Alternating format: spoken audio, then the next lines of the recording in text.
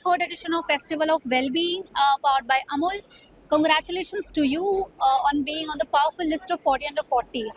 How does this feel, and how does this help you? Thank you so much. I'm obviously very excited to be part of the 40 under 40 list because I'm just learning so much from every other awardee on this list. There is so much focus on the specialized and personalized future of healthcare, be it women's health, elder care, mental health, pain management, and so much more. So I think it is important because these underserved spaces of healthcare need to be represented in a with a wider audience and on bigger platforms. And I feel that is exactly what this award does for women's health. So yeah, I'm very grateful and excited. Amazing.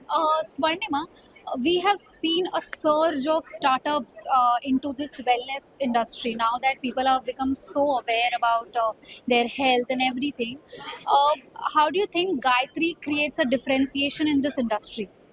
Yeah, I think Gayatri is a very one of a kind solution because it's firstly it is India's largest women's health platform, and I think it's also different from various other women's health offerings because it offers solutions for women across life stages. So whether you're hitting puberty or you're in your early 20s or you're going through a fertility journey, postpartum journey, perimenopause, menopause, and many years after that, we actually the oldest person on Gayatri is 77 and the youngest person is 13. So that is a range of health needs that we service. So so Gayatri is therefore a very unique offering in the Indian market.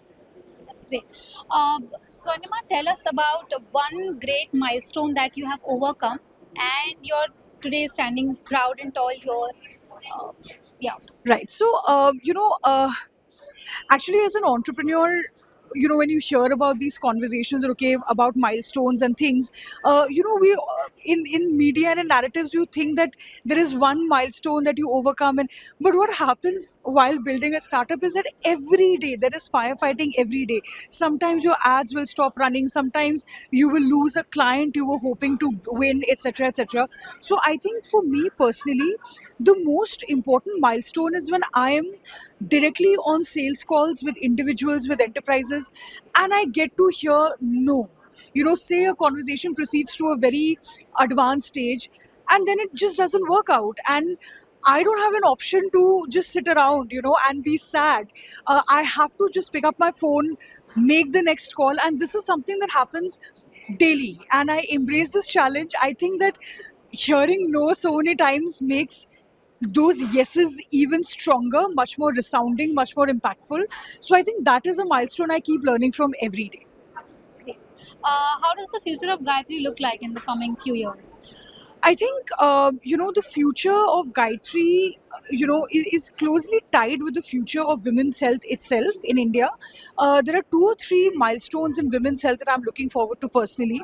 One is a regulatory and policy-based milestone where I think we're going to see more and more policies for women at the workplace. That is a demographic that Gayatri is addressing quite robustly. So we think that women are working whether they are at home or they are at work, and servicing their health needs requires an additional layer of care. So we think that there's going to be a lot of more policy in that regard. The second is, I think, the nutrition needs of women. I think that is something that's very less understood.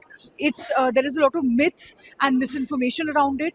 So we are looking forward to leading the charge and busting those myths and providing the right solutions. So these are two aspects that deeply excite me. Great. It was amazing having you here. Congratulations and our best wishes to you. Thank you so much. It was lovely speaking with you.